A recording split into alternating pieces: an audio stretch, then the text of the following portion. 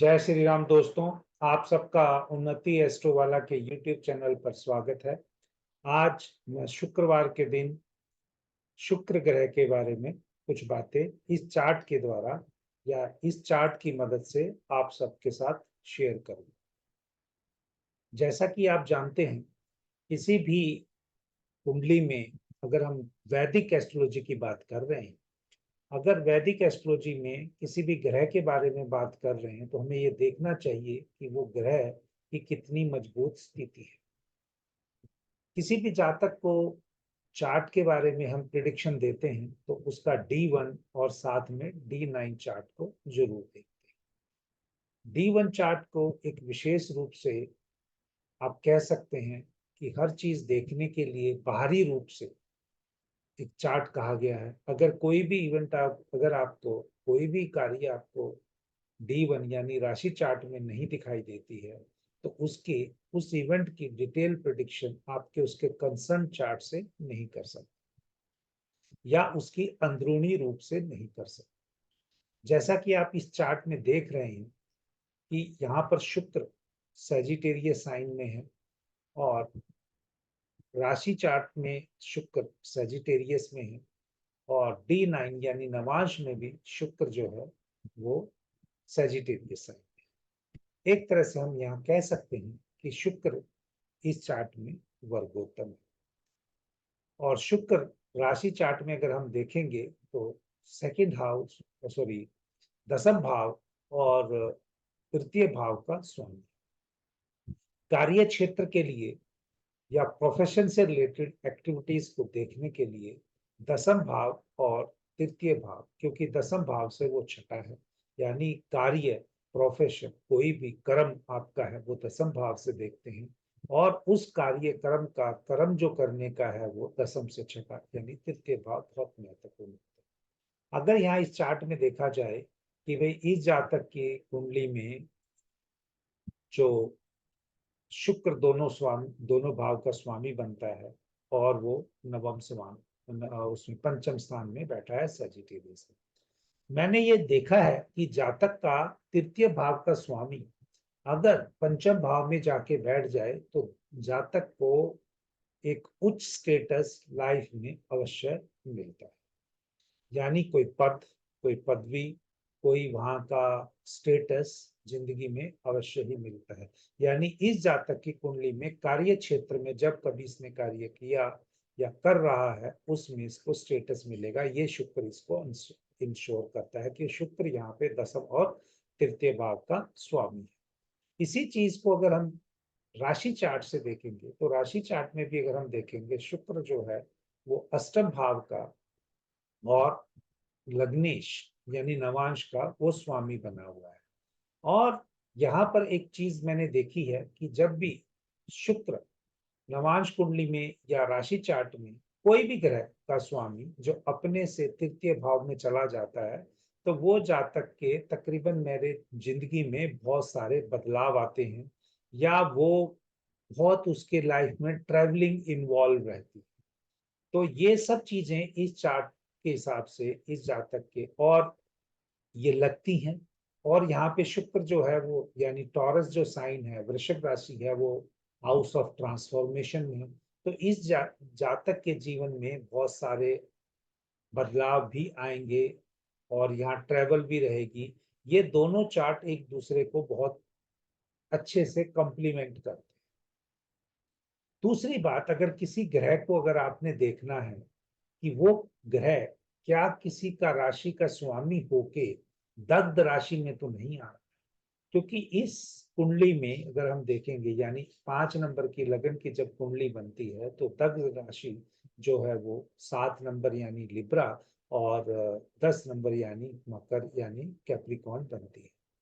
तो अगर ये 7 और 10 में कोई ग्रह बैठेंगे तो वो जातक को हमें यहाँ देखना है कि क्या वो शुक्र तो नहीं बैठ रहा, क्योंकि दग्ध राशि में होके वो दक्ष राशि का जिसकी हम बात कर रहे हैं प्लेनेट की, हम क्योंकि अभी दूसरे की बात कर ही नहीं रहे, तो अगर शुक्र यहाँ पे 7 या 10 नंबर साइन में बैठा हो तो अवश्य ही जातक को यहाँ पर ये दिक्कत देगा, कोई बर्निंग देगा, कोई बहुत सारी बर्निंग का मतलब है कि वो लाइफ में कुछ उसको उसका नुकसान करेगा।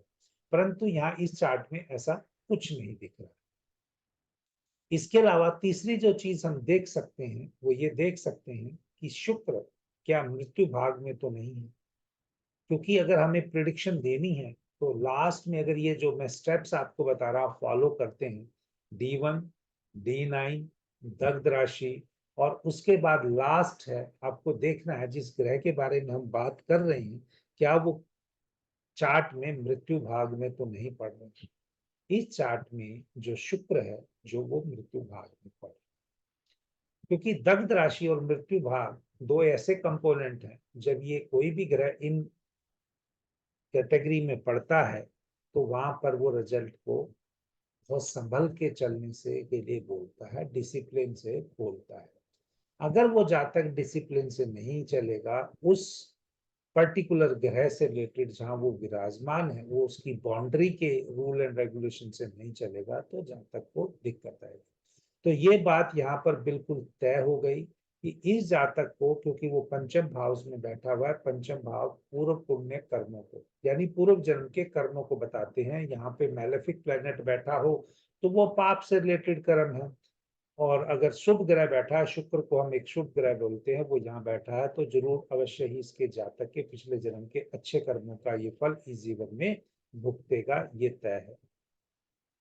यहाँ पर भी तीसरे भाव में बैठा है, तो तीसरे भाव में जुपिटर और शुक्र और बुध आमने सामने है। जातक बहुत इंटेलिजेंट होगा, सुंदर भी होगा, पर्सनैलिटी भी अच्छी होगी, और इसका 3-9 का संबंध बन रहा है, तो वो भी एक अच्छा, इसको पढ़ने लिखने या कम्युनिकेशन से या करस्पॉन्डेंस से इसको एक अच्छा जातक बनाता है। फिर जब हम इतनी सारी चीजें कह लेंगे तो हम आंख बंद करके कह सकते हैं कि जातक को जिंदगी में शुक्र की महादशा में, शुक्र की अंतरदशा में रिजल्ट अच्छे मिलने चाहिए। ऊपर से अगर इसके ऊपर हम ये देखेंगे कि इस जातक का जो आत्म कारक है वो भी शुक्र है। ये जैमिनी का कंसेप्ट है, आप वैदिक में ना लगाएं, लेकिन अगर आपको एंडोर्स करना है, क्योंकि यहाँ चार्ट में मैंने दिखाया है, तो शुक्र आत्म कारक होने से तो आत्म कारक को एनर्जाइज करेगा जुपिटर। और उसके D9 चार्ट में अगर आप देखेंगे तो शुक्र सेजिटेरियस साइन में बैठा है, जिसका लॉर्ड जुपिटर है। जुपिटर वहां से मरकरी के साइन में उसको बैठ के देख रहा है, तो ये कहता है कि भाई जातक को बहुत शुक्र की महादशा अच्छी जा सकती है, प्रोवाइडेड ये धर्म कर्म के रास्ते में चले। जैसे कहा गया है कि शुक्राचार्य को खाने पीने की आदत, और जुपिटर को थोड़ा रूल एंड रेगुलेशन की, धर्म धार्मिक कार्य करने की आदत। तो इस जातक को अगर ये शुक्र की महादशा में धार्मिक कार्य करता है और अच्छे रास्ते पे चलता है, धार्मिक कार्य का करने का मतलब है rule and regulation of the society. मैं कोई धर्म विशेष की बात नहीं कर रहा हूँ, आजकल तो कलयुग है, हर कोई एक दूसरे की बात काटने पे लगा हुआ है, हर कोई धर्म धन दौलत झूठ बोल के कमाने में लगा हुआ है। चलिए वो उनकी अपनी मर्जी है, क्योंकि मैं इस वीडियो में फिर एक दोबारा बात कह रहा हूँ, मेरा एक पॉजिटिव सोच कह लीजिए, एक अध्यात्म की सोच कह लीजिए। जब दुनिया में जनसंख्या कम थी तो पेड़ पौधे ज्यादा थे, जैसे जैसे जनसंख्या बढ़ती गई पेड़ पौधे कम होते चले गए, और अब ना के बराबर। सृष्टि का नियम है, बैलेंस है, सतयुग आना है तो उससे पहले पेड़ पौधे ज्यादा लगने हैं। पेड़ पौधों की दोबारा, क्योंकि पेड़ पौधों में भी जीवन है, तो इंसान कम होंगे तभी ये मेंटेन होगा। अदरवाइज क्या है, इंसान एक लालची है, लालच के इंसान में घिरा हुआ है। वो हमेशा अपने बारे में ही सोचता है, दूसरों के बारे में बहुत कम सोचता है, चाहे वो कोई साधु हो चाहे महात्मा हो, कहीं ना कहीं उसका अपना अहम जरूर बीच में होता है। जो लोग अपना अहम त्याग करके जो इस सादगी को समझ रहे हैं, क्योंकि पेड़ ही जीवन है, पेड़ लगा रहे हैं, पेड़ की तरह जीवन दूसरों को देने में, पेड़ हमेशा दूसरों को देता है, दूसरों से लेता नहीं। तो जो इस जीवन का वो करेंगे उनके अच्छे संस्कार होंगे, उनको अच्छे जीवन मिलेंगे। जीवन तो सबका होना है, मुक्ति बहुत कम लोगों की होगी, किसकी कब होगी वो मुक्ति के बारे में बात करना बहुत मुश्किल है। तो मेरा इस चार्ट के द्वारा एक समझाने का तरीका क्या है कि भाई आप, हम लोग सतयुग की तरफ जा रहे हैं, कुछ कितने लोग इसको आर्ग्यूमेंट मिलेंगे, कितना डिबेट मिलेंगे, वो चलते रहिए। लेकिन अगर आपके चार्ट में कोई महादशा चल रही है, टाइम पीरियड ये 31-32 के आसपास वैसे भी ट्रांसफॉर्मेशन होनी है। तो उससे पहले अगर आप अपने आप को पॉजिटिव करते हैं तो इस डिफिकल्ट फेज को आप अच्छे से सरवाइव कर सकते हैं, और जिसका अंत अच्छा उसका सब कुछ अच्छा। तो इस हिसाब से अगर हमें देखना है कि क्या, ये अभी आते हैं वापिस एस्ट्रोलॉजी में कि D1 चार्ट, D9 चार्ट और D60 चार्ट। तो D1 से स्टार्ट हुए, D9 पे हमने मैच किया, जो फाइनल जो लाइफ का साइकिल है, जिस लाइफ के साइकिल को जो हम पिछले जन्म के कर्म के असर अब इस जीवन को जी रहे हैं, वो D60 बताता है। और इस D60 में जैसे ही हम देखते हैं शुक्र यहाँ पूरा का पूरा अष्टम भाव में आ गया, यानी शुक्र की महादशा इस जातक को अवश्य ही बदलने वाली है, ये D60 इंडिकेट कर रहा है। और शुक्र यहाँ पर 4 नंबर की साइन में यानी केयरिंग वाले साइन में है। त्रिकोण की बात करें, क्योंकि मैं त्रिकोण को अहमियत ज्यादा ज्यादा देता हूँ एज कंपेयर टू दृष्टि, शुक्र यहाँ पर मार्स वक्र के साथ बना रहा है। तो यानी इस जीवन में, यानी शुक्र की महादशा में इसको बहुत सारे ऐसे व्यक्तियों से, या शुक्र और मार्स का प्रोमिनेंट इसको कॉम्बिनेशन करने का मौका मिलेगा।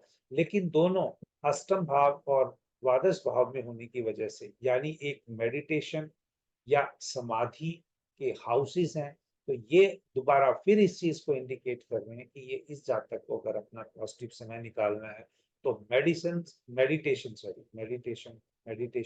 करना है। 12th हाउस से मेडिटेशन देख सकते हो, और 8th हाउस से हम बेसिकली ट्रांसफॉर्मेशन भी देखते हैं या समाधि देखते हैं। तो अगर ये इस चीज को अप्लाई करते हैं अपने जीवन में तो मुझे अवश्य अच्छा लगता है कि शुक्र की यहाँ पर, चाहे ये दग्ध राशि में हो, क्योंकि जब तक आदमी को बदलाव के लिए जलन या उसको डिफिकल्टी से नहीं गुजरना होगा, तब तक उसको सोना भी जब है, एक सोना बनता है, खरा सोना बनता है, उसको बहुत आग की ताप से सहना पड़ता है। तो दग्ध राशि को मैं बुरा नहीं मानता, लेकिन वो आपको एक ट्रांसफॉर्मेशन में रोल प्ले कर सकती है। और उसका स्वामी यहाँ शुक्र की महादशा से चल रही है। तो इस जातक ने मुझसे अभी पूछा, आइडेंटिटी में क्लोज नहीं करूंगा, डिस्क्लोज नहीं कर रहा हूँ, लेकिन आप लोगों के लिए चार्ट में मैंने कैसा एक इंसाइट है, क्योंकि मेरी एक अलग टाइप की सोच है जो मुझे भगवान ने इस पिछले 4-5 साल में दिया, उसको किसी लेवल पे मैं शेयर कर रहा हूँ, और कुछ ज्यादा डिटेल पे मैं अपने स्टूडेंट्स के साथ ही शेयर करता हूँ। तो अगर आपको ये वीडियो पसंद आता हो तो दोस्त अपने दोस्तों में आगे फॉरवर्ड कीजिएगा, ताकि ये चैनल को ग्रो करने में आप सबकी मदद मिल सके। जय श्री राम।